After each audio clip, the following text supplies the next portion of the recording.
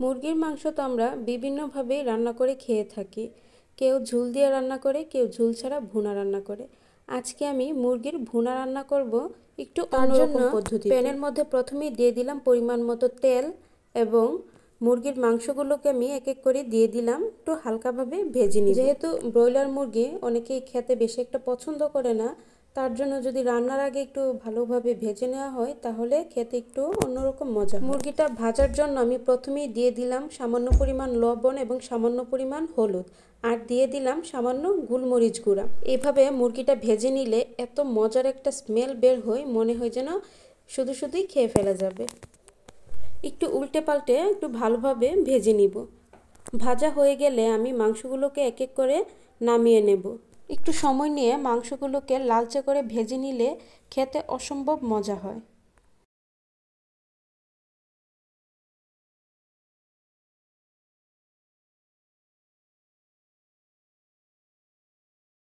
মাংসগুলো ভাজার পর যে অবশিষ্ট তেলটা থাকবে তার মধ্যে আমি দিয়ে দিব কিছু পরিমাণ পেঁয়াজ।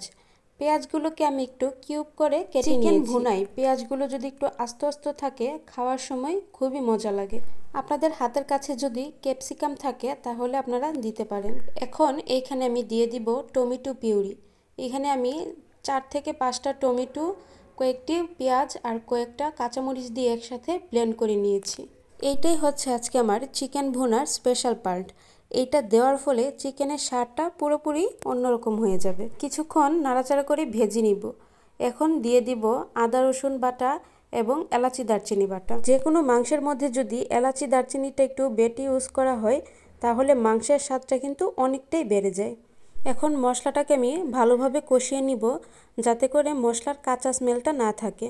এখন আমি একে একে হলুদ গুঁড়া, মরিচ গুঁড়া, ধনিয়া গুঁড়া এবং দিয়ে দিব জিরা গুঁড়া, দিয়ে দিলাম পরিমাণ মতো লবণ। সব কিছু দেওয়া হয়ে গেলে ভালোভাবে নাড়াচাড়া করে নিতে হবে। মাংস রান্নার ক্ষেত্রে মশলাটাকে খুব ভালোভাবে কষিয়ে নিতে হয় যাতে করে মশলার মধ্যে কোনো কাঁচা গন্ধ না থাকে। মশলাটা কষানো হয়ে গেলে এ পর্যায়ে আমি ভেজে রাখা মাংসটা দিয়ে দেওয়ার পর আমি বেশ কিছুক্ষণ মশলার মধ্যে মাংসটাকে কষিয়ে নিব। এখন পরিমাণ মতো পানি দিয়ে দিব। পানির পরিমাণটা সামান্যই হবে যাতে করে শুধু মাংসটা সিদ্ধ হয়। খুব বেশি পরিমাণ ঝোল হলে মাংসটা কিন্তু খেতে একটু মজা লাগবে না। এখন আমি ঢেকে বেশ কিছুক্ষণের জন্য রান্না করে নিব। 5 থেকে 7 মিনিটের মতো ঢেকে রান্না করলেই হয়ে যাবে আমার চিকেন কষা। রান্নাটা কিন্তু এখন প্রায় শেষ পর্যায়ে।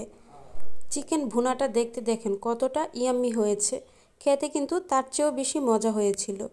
আপনারা চাইলে বাসায় এইভাবে ট্রাই করে দেখতে পারেন, খুবই অন্যরকম একটা টেস্ট পাবেন আপনারা। মাংস ভুনাটা আপনারা যে কোনো কিছু